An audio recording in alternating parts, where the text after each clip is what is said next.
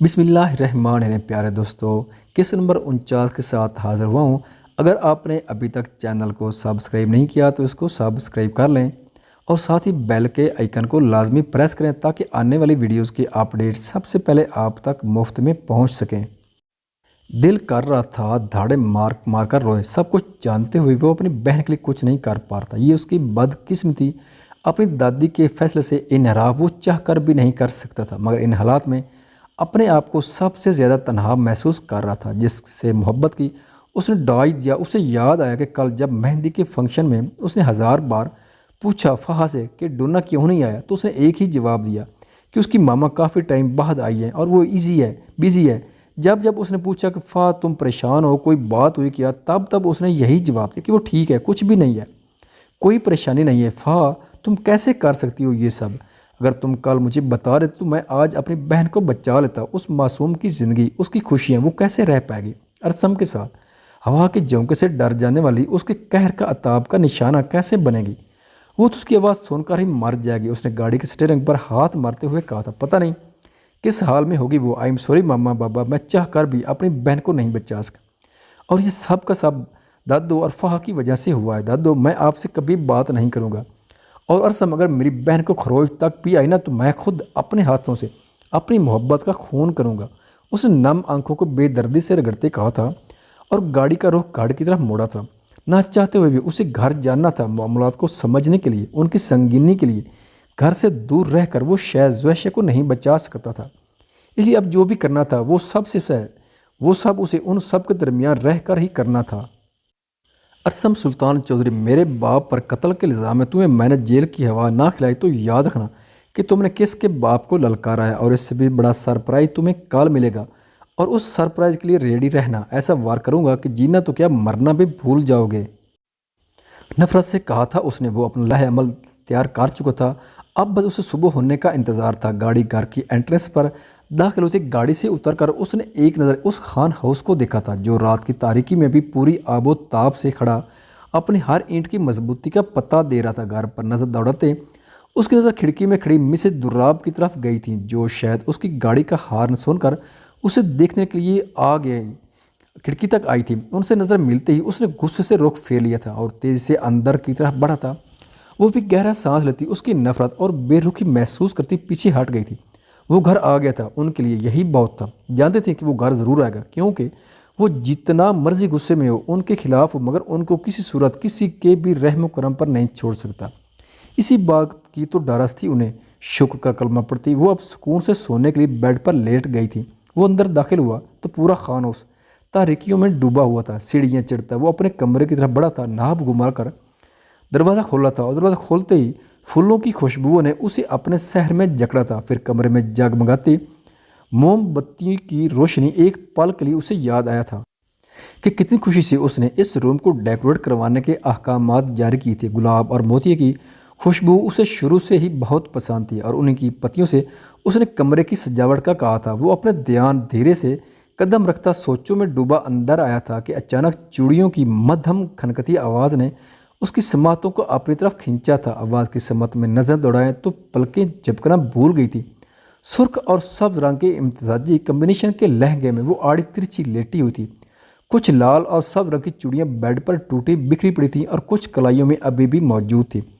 वो उसके सैर में खोया उसकी तरफ बढ़ा था। लहंगे का भारी भरकम दुपट्टा आधा बेड से नीचे झूल रहा था और आधा उसके पेट पर धरा था। कानों के झुमके ज़मीन पर पड़े अपनी नाकदरी पर नाला थे, जबकि एक हाथ की मुट्ठी में नेकलेस था। मिटा मिटा सा मेकअप, होंठों के इर्द गिर्द लगी खराब लिपस्टिक, सूजी आंखों के पपोटे और चेहरे पर बने आंसू के निशान इस बात का सबूत थे कि वो जाने कितनी देर रोते खुद को बेहाल करके सो गई थी। वो चलता चलता उसके करीब बैठ गया था। साहब माने हशर बनी आड़ी तिरछी लेटी वो उसकी सांसें लरजा रही थी और धड़कने धड़का रही थी। वो हमेशा से ऐसी थी नहीं, वो उसे हमेशा से हर हाल में ऐसी अच्छी लगती थी। उसने हाथ बढ़ाकर उसके चेहरे पर आई चंद आवारा लेटों को कान के पीछे अड़सते पुकारा था। उससे ज़ेरे लब इतनी मध्यम आवाज़ में कि वो खुद भी अपनी आवाज़ नहीं सुन पाया था। वो करीब थी, उसके पास थी, उसके बेहद पास। उसके रूम में उसकी मलकियत थी, उसकी सांसों पर भी उसका हक था। اس نے جھک کر اس کی ناک کے ٹاپ پر بنے چھوٹے سے تیل پر لب رکھے تھے۔ اس کی جھلسی سانسوں کی تپش ناک پر محسوس ہوتے اور پھر اس کے نرم گرم لمس پر وہ کس مسائی تھی۔ دھیرے سے آنکھیں کھولی تھیں، وہ پیچھے ہوا تھا۔ ہائی، اس نے زیر لب کہا تھا۔ اس کو اپنے بے حد قریب محسوس کر کے اس کی آنکھوں میں تڑپ کی بجائے اسے دھوکہ نظر آتا تھا۔ اس کی آواز میں بھی اسے دھوکہ محسوس ہوا تھا جب بھی اس کی گردن میں ہاتھ ڈالا تھا۔ کیا کر رہی ہو یہاں میرے روم میں؟ کس نے اجازت دی تمہیں میرے بستر تک آنے کی؟ آنکھوں میں انگارے لیے اس کی گردن پر بھرپور زور ڈالتا چلایا تھا وہ اس پر، اور اسے لگا تھا جیسے ابھی کے ابھی اس کی گردن چٹک جائے گی۔ دادو لے کر آئی تھی، انہوں نے ہی بھیجا ہے یہاں۔ بڑی مشکل سے آنسو پیتی اس کی آنکھوں میں نفرت دیکھتے بول پائی تھی وہ۔ اٹھو اور نکلو یہاں سے، دوبارہ میرے کمرے میں آنے کی ہمت بھی نہ کرنا۔ اسی طرح گردن پکڑے اس نے جھٹکے سے اسے اٹھایا تھا اور کھڑا کیا تھا۔ ہائی پلیز، میں کہاں جاؤں گی؟ کیوں کر رہے ہو آپ میرے ساتھ ایسا؟ اس نے اپنی گردن چھڑواتے اپنے آنسو صاف کرتے کہا تھا۔ گڈ کویسچن، پاگل سمجھتی ہو نا تم مجھے، اور تمہارا بھائی بھی۔ ایک بات یاد رکھنا، کبوتر کی طرح آنکھیں بند کرنے والوں میں سے نہیں ہوں میں۔ تمہارا اور تمہارے بھائی کا وہ حشر کروں گا کہ کبھی بھول نہیں پاؤ گے، کیونکہ دھوکہ دینے والوں کو معافی میری عدالت میں نہیں ملتی۔ نکلو یہاں سے، جس کے ساتھ آئی ہو وہیں رہو، اس کے روم میں جا کر۔ بازو سے پکڑ کر کھینچتے ہوئے دروازے کے پاس لاتے کہا تھا اس نے۔ چھوڑے مجھے، نہیں جاؤں گی میں۔ نکاح آپ سے ہوا ہے نا، شوہر آپ ہے نا میرے، تو کسی اور روم میں جا کر نہیں رہوں گی۔ ہیثم ولید خان، جو کرنا ہے کر لے، مگر یہاں سے ایک انچ بھی نہیں ہلنے والی میں۔ اس کے ہاتھ پر دانت گاڑتے اپنا آپ چھڑواتے وہ جا کر بیڈ پر بیٹھ گئی تھی روتے ہوئے۔ وہ اپنا آپ کمزور نہیں دکھانا چاہتی تھی، اسے نہیں جانا تھا اس کے روم سے کمزور بن کر۔ اس کی مان کر اگر وہ چلی جاتی تو پھر کبھی ان تلخیوں کو ٹھیک نہیں کر پاتی۔ یوں جنگلی، تم نے میرا ہاتھ کاٹ ڈالا۔ اس نے اپنے ہاتھ پر اس کے دانتوں کے نشان دیکھتے چلاتے ہوئے کہا تھا۔ انسانوں کی زبان آپ کو بھی سمجھ نہیں آ رہی تھی، اس لیے جنگلی بننا پڑا۔ نیکسٹ ٹائم مجھے میرے روم سے نکالنے کی کوشش کی تو اچھا نہیں ہوگا۔ اپنے ہینڈ کر سے جلدی جلدی میں سوٹ نکلتی انگلی اٹھا کر چلا کر وارن کرتے کہا تھا اس نے۔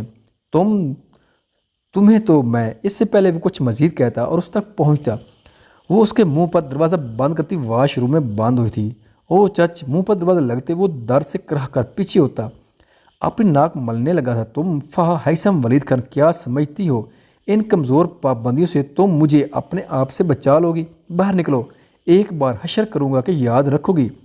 عجیب بگڑے ہوئے سائیکو بہن بھائیاں دونوں منہ میں بڑبڑاتے ہوئے وہ اپنی الماری سے اپنا نائٹ ڈریس لے کر ڈریسنگ روم میں گھسا تھا۔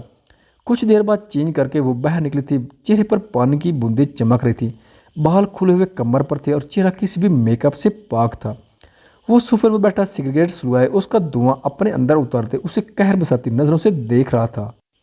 وہ چپ چپ اپنے برائڈل جوڑے کو ہینگر میں ہینگ کرتی اسے ایک نظر دیکھے بغیر اپنا کام کر رہی تھی۔ جوڑا ہینگ کر کے دوپٹے کی تہ لگا کر اس نے اسے بھی ہینگر میں رکھ کر ہینگ کیا تھا۔ بیڈ سے ٹوٹی چوڑیوں کے ٹکڑے اٹھا کر اپنی جیولری سمیٹ کر ڈریسنگ پر رکھی تھی۔ وہ بڑے انہماک سے اس کی کلائیوں میں کھنکتی چوڑیوں کو اور اس کی اپنے روم میں موجود اپیرینس کو محسوس کر رہا تھا، مگر وہ اس کی نظروں کی خود پر تپش محسوس کرتی اور اپنا کانفیڈنٹ بحال رکھتی آئینے کا سامنا کھڑی ہوتی، بالوں کو برش کرنے لگی تھی۔ تو تم نہیں جاؤ گی یہاں سے؟ وہ نہ جانے کب سے اس کے پیچھے آ کر کھڑا ہو گیا تھا اور کب اس کی سرگوشی اسے اپنے کان میں سنائی دی تھی کہ ہاتھ میں پکڑا برش لڑکھڑا کر نیچے گرا تھا۔ یہاں دادوں کے کہنے سے دوسروں کی باتیں بہت مانتی ہو نا تم؟ مومن نے کہا نکاح کر لو، نکاح کرنے چل پڑی۔ ارسم نے کہا چلو مل کر ہیثم اور اس کی بہن کو برباد کرتے ہیں، اور تم؟ ایسا کچھ نہیں ہے۔ ہائی، میں تو جانتی بھی نہیں تھی کہ یہ سب۔ اس نے اس کی بات کاٹی تھی اور تڑپ پر کہا تھا shut up, just shut up. بے وقوف سمجھ رکھا ہے کیا کہ جیسے چاہو گی ویسے استعمال کر لو گی؟ اس کو بازو سے پکڑ کر اس کا رخ اپنی طرف کرتے پھنکارا تھا وہ۔ قسم لے لے ہائی، میں بھائی کو سمجھا۔ تو مطلب تم جانتی تھی یہ سب، بس مجھے بتانے کی توفیق نہیں ہوئی، اور ہوتی بھی کیسے؟ برباد جو کرنا تھا مجھے اور میری محبت کو۔ مگر فہد سلطان چودھری دی گریٹ FSC، اس سب میں نہ تم نے اپنا اور مجھ سے جڑے تمہارے اس جذبے جس سے محبت کہتے ہیں بڑا نقصان کر لیا۔ اس نے اس کی آنکھوں میں دیکھتے اس کی کمر پر ہاتھ ڈالتے کمر پر انگلی سے ویوز بناتے کہا تھا کہ وہ اس کی سخت اور اتنی قریبی قربت پر کرہ کر رہ گئی تھی۔ ہائی، تم جانتی ہو فہد سلطان چودھری، تم اس کمرے میں موجود ہوگی، میرے پاس تو ہوگی، میرے بہت پاس، مگر میرا جنون نہیں ہوگی۔ اس نے اس کی ناک کے ساتھ ناک جوڑتے اس کے ناک کے پاس اپنی چند سانسیں چھوڑتے کہا تھا کہ وہ لرز گئی تھی۔ اس کی آنکھوں میں دھند جمع ہونے لگی تھی۔ نفرت سی محبت دیکھی ہے کبھی؟ اس کے کان کی لو پر پھونک مارتے اس کی پلکیں لرزا گیا تھا۔ وہ نہیں دیکھی ہوگی، آج میں بتاتا ہوں تمہیں نفرت سی محبت کہتے کسی ہیں، محبت سے نفرت کا سفر کیا ہوتا ہے، اور ضروری نہیں ہونے سے ضرورت ہونے تک کا سفر کیسا ہوتا ہے۔ تم ضروری تھی، مگر اب تمہارا جسم بس وقتی ضرورت بنے گا میرے لیے۔ ایک سگریٹ کا مسئلہ ہوا، وہ ٹکڑا جو استعمال کے بعد نہ ضروری ہوتا ہے اور نہ ضرورت۔ بے وقوف تھا میں، پاؤں کے ذرے کو ماتھے کا موتی سمجھ بیٹھا۔ اس نے اس کی گردن میں منہ چھپاتے اپنی ناک ریب کرتے کہا تھا، اور وہ بے جان مرد بنی اس کے لفظوں سے غائل ہوتی دل کی دنیا کی بربادی کا تماشا دیکھ رہی تھی۔ پتہ ہے یہ لمحہ قیمتی تھا، مگر اب میری ضرورت بہت پریشان ہوں، کچھ قربت کے لمحات مل سکتے ہیں کیا؟ میری پریشانی کو اپنے وجود پر جھیل سکتی ہو ڈیئر وائف؟ اس کے کان کی لو کو دانتوں تلے دباتے اس نے اس پر اپنے نفرت کے پہاڑ توڑے تھے، اور پھر کہکا لگا کر ہنسا تھا۔ اسے مزہ آ رہا تھا، دل میں فوار پڑ رہی تھی، ٹھنڈک پڑ رہی تھی اس کی تذلیل کر کے۔ شاید چھوڑو ہیثم ولید خان، اپنی پریشانی کے حل اور اپنی ضرورت کے لیے کسی کوٹھے پر چلے جاؤ۔ میری محبت اتنی بے مول نہیں کہ تمہاری نفرت کی بھیڑ چڑھ جائے۔ گرا دیا تم نے آج خود کو میری نظروں میں۔ تم میں اور ارسم بھائی میں کوئی فرق نہیں ہے، تم دونوں جنونی حیوان ہو۔ اس سے دور ہوتی لذتے لبوں سے چلائی تھی وہ، اور اس کے لفظوں پر آگ بگولا ہوتا، اس کے دونوں بازوں کو اپنی طرف کھینچتا، اس کے لذتے لبوں پر جھکا تھا۔ ایک جنون تھا، ایک شدت تھی جو وہ ہر گزرتے لمحے اس میں انڈیل رہا تھا۔ وہ بڑی مشکل سے اپنے قدموں پر کھڑی تھی کہ سانسیں مدھم ہونے لگی تھی، قدم ڈگمگائے تھے، جان نکلتی محسوس ہوئی تھی کہ وہ ایسی اسے اٹھائے آزادی دیے بغیر بیڈ پر گرا تھا، اور پہلے سے زیادہ شدت پسندی دکھائی تھی۔ اس کی روح فنا ہوئی تھی، نازک جان لبوں پر آئی تھی، آنکھوں سے بہتے آنسوں میں ہزار شکوے تھے۔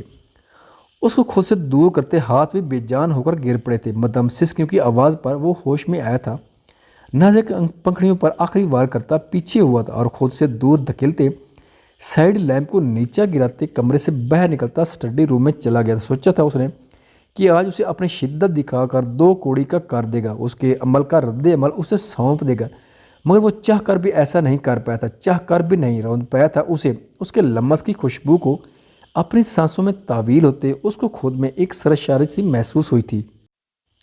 ریلیکسنگ چیئر پر بیٹھ کر گہرا سانس لیتے اپنی سانسوں میں اس کی خوشبو کو محسوس کیا تھا اس نے۔ پھر اس کے جسم کی کپ کپاہٹ اپنی شدت پسندی پر ہاتھ کا پنچ بنا کر کرسی پر مارا تھا، جبکہ آنکھ سے آنسو ٹوٹ کر گرا تھا۔ وہ گٹھڑی بنی بستر پر پڑی، منہ میں اپنے خون کا ذائقہ گھلتے، اپنی سانسوں پر اس کی ظالم گرفت یاد کرتے، اپنے آپ کو اپنی باہوں میں لیتے ہچکیوں سے رونے لگی تھی۔ ہیٹ یو ہیثم ولید خان، لڑکھڑاتے لہجے میں بجھے دل سے روتے ہوئے کہا تھا۔ کتنا ظالم تھا وہ، اور اس کی شدت ان لمحات کی تو کبھی چاہ کر بھی نہیں کی تھی اس نے۔ اپنا ڈرامہ بند کرو، باہر پھینکو اس بلی کو۔ اب اگر میں نے تمہارے منہ سے سنا کہ تم نے میرے ساتھ نہیں رہنا تو حشر بگاڑ دوں گا تمہارا، سمجھی؟ کمرے میں لا کر بیڈ پر پھینکتے اس پر چلایا تھا وہ۔ اس سے پہلے کہ مزید کچھ کہتا فون رنگ ہوا تھا۔ ہاں یہاں بولو۔ اچھا آتا ہوں، ضروری ہے؟ اوکے آ رہا ہوں، ابھی آ رہا ہوں کہتے اس نے روتی زویشہ پر نظر ڈالتے فون جیب میں رکھا تھا۔ تم سے تو میں آ کر بات کرتا ہوں، غصے سے کہتے کمرے کو باہر سے لاک کرتے وہ نکلا تھا اور لان کی طرف بڑھا تھا۔ بولو احاب۔ وہاں احاب کو کھڑے دیکھ کر اس تک پہنچتے اجلت میں پوچھا تھا، یہ مجھے زینب کے بیگ سے ملا تھا۔ اس نے پوائزن کی بوتل ارسم کے سامنے رکھتے کہا تھا، کیا ہے یہ تو ارسینک ہے پوائزن۔ اس نے بوتل پکڑتے اس کو دیکھتے کہا تھا، ہم وہی ہے۔ کسی گہری سوچ میں ڈوبتے اس نے تائید کی تھی، تم زینب کے بیگ کی تلاشی لے رہے تھے؟ اس نے کچھ بات سمجھتے پوچھا، نہیں، وہ جب میرے قریب سے گزری تو اجلت میں اس نے اس کو بیگ میں رکھا تھا، مگر یہ نیچے گر گئی اور اسے لگا کہ اس نے بیگ میں رکھ لیا۔ مجھے لگا مجھے اسے آواز دے کر واپس دینی چاہیے، مگر جب میں نے اس کو پڑھا تو میں رک گیا۔ اس نے اس بوتل کو ساتھ کیوں رکھا ہے؟ کیا وہ خود کو مارنا چاہتی ہے یا کسی اور کو؟ میرا تب سے سوچ کر دماغ بند ہو رہا۔ اگر ٹینشن کم ہے کہ یہ نئی مصیبت ہے؟ احاب نے اتاہٹ بھرے لہجے میں کہا تھا، ہاں وہ کیوں مارے گی خود کو؟ سوچو ذرا، کوئی جواز ہے اس کے پاس خود کو مارنے کا؟ اگر خود کو مارنے کے لیے رکھی ہوتی تو گھر پر رکھتی، ساتھ ساتھ لے کر نہ پھرتی۔ دوسری بات، اس سب کے پیچھے کا ماسٹر مائنڈ شاید کوئی اور ہے، اگلی کوئی اور مزید پلاننگ۔ ارسم نے کاندھے اچکاتے ہوئے کہا تھا، کیا مطلب؟ میں سمجھا نہیں، کون سی پلاننگ؟ وہ کیوں؟ دیکھو یار، مجھے لگتا ہے یہ سب اشال کو راستے سے ہٹانے کے لیے حملہ نے کیا ہے۔ یہ بات شاید تم نہیں جانتے، مگر وہ ارحام کو پسند کرتی ہے اور ابدال سے نکاح بھی جسٹ ڈرامہ ہے۔ یہ بات مجھے اس دن ہی سمجھ آ گئی تھی جب اس نے اپنے نکاح کی اناؤنسمنٹ کی تھی، اور اس سب میں اس نے ابدال اور زینب کو بھی ساتھ ملا لیا۔ اس نے پوری بات بتاتے کہا تھا اسے، واٹ یعنی جو ہمارے دوست ہیں وہی ہمارے دشمن ہیں۔ تو جب تم یہ بات جانتے تھے تو تم نے انہیں ہم سب سے دور کیوں نہیں رکھا؟ کیوں تم نے ویٹ ہے؟ آپ دشمن کو کھول کر کھیلنے دینا چاہیے کہ اسے لگے کہ اس کے سامنے والا اس کی ہر بات سے انجان ہے۔ اس خوش فہمی میں ہی اس کی گردن پر ایسا پنجہ مارو کہ وہ ایک ہی وار میں ڈھیر ہو جائے۔ نہ تو میں اس معاملے سے غافل ہوں اور نہ ہی میں اپنی بہن اور دوست کو نقصان پہنچنے دے سکتا ہوں۔ بس کچھ دن پھر ایسا وار کروں گا کہ شرمندگی سے مار بھی نہیں سکے گی یہ لوگ۔ پریشان مات تو وہ دونوں ٹھیک ہے، میری کچھ ٹائم پہلے ہی آرام سے بات ہوئی تھی، ریسٹ کرو تم بھی اور اس معاملے کو مجھ پر چھوڑ دو۔ اس نے اس کا کاندھا تھپ تھپاتے تسلی دی تھی اس کو۔ ارسم ایک بات کہنی ہے، اس نے اس کا ہاتھ پکڑتے کہا، بولو۔ اس نے اس کی طرف دیکھتے پوچھا تھا۔ پلیز ارسم، زویشہ کو میں نے بہن کہا ہی نہیں، مانتا بھی ہوں، دیکھ تجھے جو کرنا ہے کر، جتنے ثبوت اکٹھے کرنے کر، مگر یار پلیز کبھی زویشہ کو تکلیف مت دینا، وہ بہت معصوم ہے یار، تیری آواز سے ہی ڈر جاتی ہے، تیرے تلخ رویے سے تو اس کی۔ یہاں مجھے میرے معاملات میں کیا کرنا ہے کیا نہیں یہ میں بہتر جانتا ہوں۔ ایک قاتل کی بیٹی کو پھولوں کے ہار پہنا کر نہیں رکھ سکتا میں، اس کے باپ کا کیا، وہ تو ہر حال میں بھگتے گی، اس لیے تم اس معاملے سے دور ہو، میں چلتا ہوں، صبح ملتے ہیں۔ دو ٹوک سخت لہجے میں کہتا وہ رکا نہیں تھا۔ فوفو پلیز مجھے لے جائیں یہاں سے، مجھے نہیں رہنا یہاں پر۔ مسز رنتھاوا کو کمرے میں داخل ہوتے دیکھ وہ ان کے گلے لگے پھوٹ پھوٹ کر رو رہی تھی۔ اوکے ریلیکس، رونا بند کرو، پہلے یہاں بیٹھو میرے پاس آ کر۔ انہوں نے اس کے آنسو صاف کرتے ریلیکس کرتے اسے کہا تھا، دیکھو زوشی، میں نہیں لے کر جا سکتے تمہیں یہاں سے، پھر کب تک؟ اب وہ تمہارا شوہر ہے بیٹا، تمہیں ہنسنا بولنا جینا اس کے ساتھ ہی ہے، مگر اس سب کے ساتھ تمہیں سٹرانگ بھی بننا ہے۔ میری جان تم مجھے بتاؤ، تمہارے پاپا کیا ایک قاتل ہو سکتے ہیں؟ انہوں نے پیار سے سمجھاتے ہوئے پوچھا۔ نہیں، میرے پاپا قاتل نہیں ہیں، وہ تو خود قتل۔ تو بس پھر میری جان یہ جنگ تمہیں اپنے سب سے پہلے ہیرو اور کنگ کے لیے لڑنی ہے، جن کی وجہ سے تم اس دنیا میں آئے، اور وہ ہے تمہارے پاپا۔ بیٹا تم چاہو تو اپنے پاپا پر لگے ہر الزام کو غلط ثابت کر سکتی ہو، صرف تمہارے علاوہ کوئی نہیں کر سکتا یہ۔ انہوں نے مضبوط لہجے میں کہا تھا۔ میں کیسے یہ سب کر سکتی ہوں؟ یوں اس نے سوالیہ نظروں سے پوچھا تھا۔ سٹرونگ بن کر دیکھو زویشہ، ڈر کر چھپ جانا کسی مسئلے کا حل نہیں۔ ارسم غلط کر رہا ہے، یہ ہم سب جانتے ہیں، اور اس کی غلطی کو پوائنٹ آؤٹ ہم سب میں سے تم ہی کر سکتی ہو اپنے پیار سے۔ دیکھو زویشہ، اس کو پیار سے سمجھاؤ کہ وہ غلطی پر ہے، اس کو نرمی سے موڑ کرو، اس کو اس کی غلطی کا احساس پیار سے دلاؤ، نہ کہ ڈر کر دور بھاگ کر۔ انہوں نے اس کے سر پر ہاتھ رکھتے سمجھایا تھا۔ مگر پھوپھو وہ ہارٹ کرتے ہیں، مجھے غصہ ہوتا ہے، مجھے ڈر لگتا ہے ان سے، مجھ سے نہیں ہو پائے گا یہ سب۔ اس نے مدد طلب نظروں سے دیکھتے کہا تھا، پتہ ہے زویشہ، تم سب سے زیادہ سٹرانگ اور جو لوگ سٹرانگ ہوتے ہیں اللہ انہیں آزمائش میں ڈالتے ہیں، کیونکہ وہ جانتے ہیں کہ سٹرانگ لوگ اپنی آزمائشوں سے فائٹ کر کے اپنا راستہ بنا لگے۔ تم بھی سٹرانگ ہو، دیکھو وہ ہٹ کرتا ہے تو تم بھی اسے ہٹ کرو، بجائے ڈرنے کے وہ پیار کرے تم بھی کرو، جیسا ایکشن ہو ویسا ہی ری ایکشن دو، بریولی، دیکھنا سب ٹھیک ہو جائے گا۔ اب میں چلتی ہوں، خیال رکھنا اپنا، اینڈ بی بریو، چینج کرو اور ریسٹ، لیٹ جاؤ، ڈرنے کی ضرورت نہیں۔ اس کے سر کو تھپکتے اپنے تئیں اسے سمجھاتے وہ کمرے سے جا چکی تھی۔ ٹھیک ہے بونیا، اب جیسے پھوپھو کہیں گی ویسا ہی ہوگا، اب ہمیں سیم سے بالکل نہیں ڈرنا۔ وہ غصہ کر رہے ہیں تو میں بھی غصہ کروں گی، وہ پیار کریں گے تو میں بھی کروں گی، وہ ہارٹ کریں گے تو میں بھی ہارٹ کروں گی۔ تم نے سنا، پھوپھو نے کہا، وہ جیسا ایکشن کرے گے ہمیں بھی ویسا ہی ری ایکشن کرنا ہے۔ اس نے بونیا کو ہاک کرتے خود کو تسلی دیتے کہا تھا، تم بیڈ پر لیٹو جا کر، میں جیولری اتار کر چینج کر لوں۔ اس نے بونیا کے گال پر کس کرتے کہا تھا، اور وہ ایک ہی جست میں بیڈ پر چڑھ کر لیٹ گئی تھی۔ ابھی اس نے جیولری اتار کر رکھی تھی کہ دھڑام سے دروازہ کھلا تھا۔ یہ کیا کر رہی ہے؟ میرے بستر پر اتارو نیچے اسے، ورنہ میں اسے جان سے مار دوں گا۔ ارسم نے اندر داخل ہوتے ہی بونیا کو بیڈ پر لیٹے دیکھتے زوردار آواز میں کہا تھا، اور پھر ٹیبل پر پڑے والز پر ہاتھ رکھا تھا کہ زویشہ بول اٹھی تھی اور ساتھ ہی وار بھی کر گئی تھی۔ خبردار سیم، اگر آپ نے یہ والز بونیا کو مارا تو اس سے پہلے میں آپ کو مار دوں گی۔ ڈریسنگ پر پڑی پرفیوم کی بوتل منٹ سے پہلے اٹھا کر اس نے وار کیا تھا، جس کا نشانہ پوری تیزی سے ٹھک کرتا ارسم کے ماتھے پر لگا تھا، اور وہ ماتھے پر ہاتھ رکھے درد برداشت کرتا وہیں بیٹھ گیا تھا۔ پھوپھو نے کہا تھا ہر ایکشن کا ویسا ہی ری ایکشن کرنا ہے، مگر انہوں نے واز پکڑنا مارا نہیں تھا۔ اس نے ارسم کو در سے بلاتے ماتھا پکڑتے دیکھ ڈرتے ڈرتے سوچا تھا۔ لائک کریں، کمنٹ کریں اور لازمی شیئر کریں، آمین۔